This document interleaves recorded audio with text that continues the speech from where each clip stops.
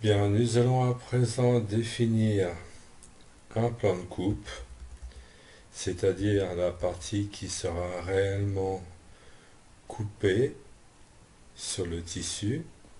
Pour ce faire, nous allons rappeler un plan global. Nous allons dans le dossier projet de patron, dans lequel nous y avons créé un certain nombre de tracés globaux. Nous allons prendre à titre d'exemple celui-ci. Voilà. Nous allons le réduire un peu. Voilà. Nous avons ici un tracé global pour une taille de 40 avec un paramètre de 200 dpi, soit une image qui fait 6616 pixels par 9352 ou 84 cm sur une hauteur de 120 cm. Une fois que ce tracé global a été effectué, nous l'avons effectué bien sûr en utilisant un fichier de mesure que nous allons rappeler. Je crois qu'il s'agit de celui-là. Peu importe, c'est juste pour l'exemple. Donc nous allons dans l'onglet plan de coupe. Nous rappelons ce qui correspond au tracé global. Et normalement, si nous avons déjà créé ce plan de coupe, nous pouvons le rappeler ici. Voilà, nous avons rappelé le plan de coupe qui normalement nous permet par la suite d'avoir toutes les tailles en fonction du plan de base de 40. Nous allons recommencer la procédure. Nous allons repartir du tracé global initial.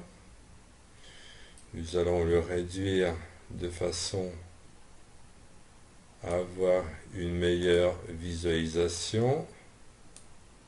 Voilà, je pense que le 2, c'est pas mal. Nous allons reprendre l'outil permettant de définir le plan de coupe, c'est-à-dire le contour réel qui sera utilisé pour couper le tissu. Alors, ce qu'il faut savoir, c'est que la continuité du dessin doit être du début gauche vers la fin droite. C'est-à-dire, si nous partons d'ici, premier coup, ici nous avons la droite bleue qui détermine la première droite, deuxième clic. Nous attendons que la zone concernée soit en bleu. Pour les courbes, c'est un peu plus délicat. Troisième. On peut scroller un peu. Quatrième. Cinquième. Sixième.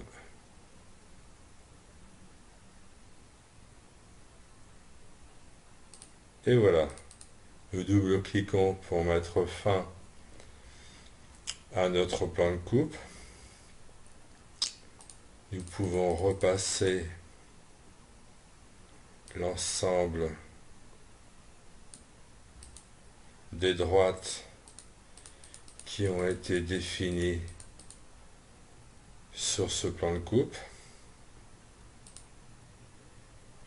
Et nous pouvons aussi lui attribuer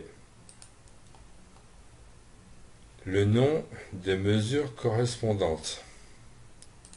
Donc là, nous avons une base 40 qui a été extraite du plan de coupe global.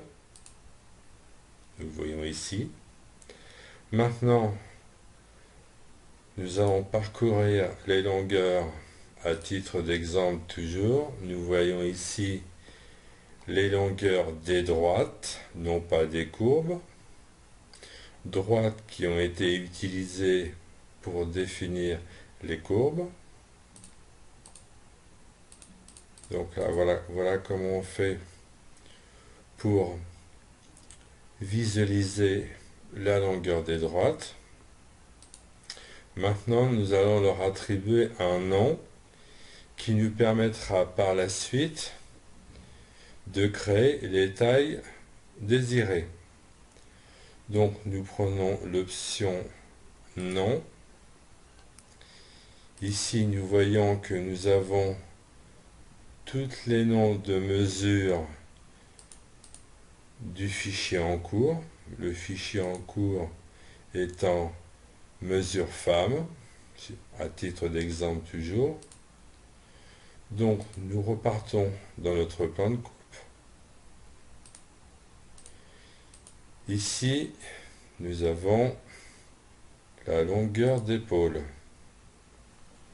Longueur d'épaule, voilà. Nous l'avons donc ici. Ici, nous avons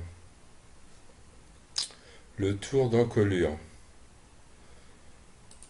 Tour d'encolure qui a été donc sélectionné pour cette courbe. Ensuite, nous avons la ligne de dos. La ligne de dos, la longueur d'eau plutôt. Voilà. La suite, nous avons la ligne de taille. Voilà. Ici, nous avons non pas la courbe d'emmanchure, mais la ligne d'emmanchure. Voilà. Et ici, nous avons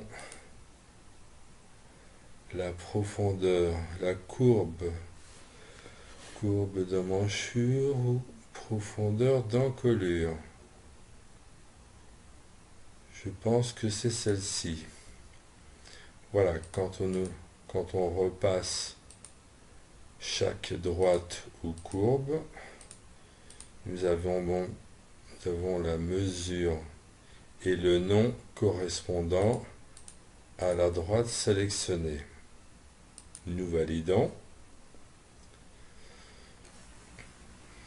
Et pour mettre fin à cette démonstration, nous allons ajouter une marge de couture de façon à bien saisir la méthode pour son intégration.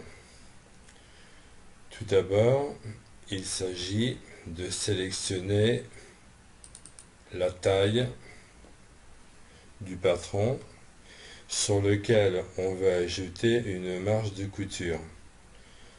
Nous pourrions choisir la taille de base, c'est-à-dire 40, ou la taille 48.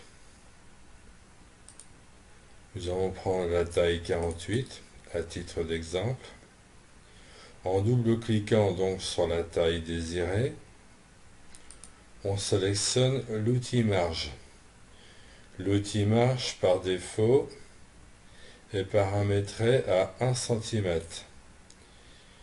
Quand on fait un test, on s'aperçoit que nous avons 1 cm que nous pourrions modifier en y mettant 2 cm. Voilà, 2 cm.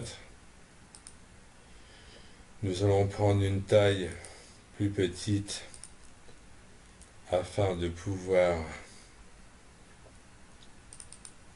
y mettre plus en évidence la marge. Donc nous reprenons l'outil marge qui est ici. Nous pourrions modifier.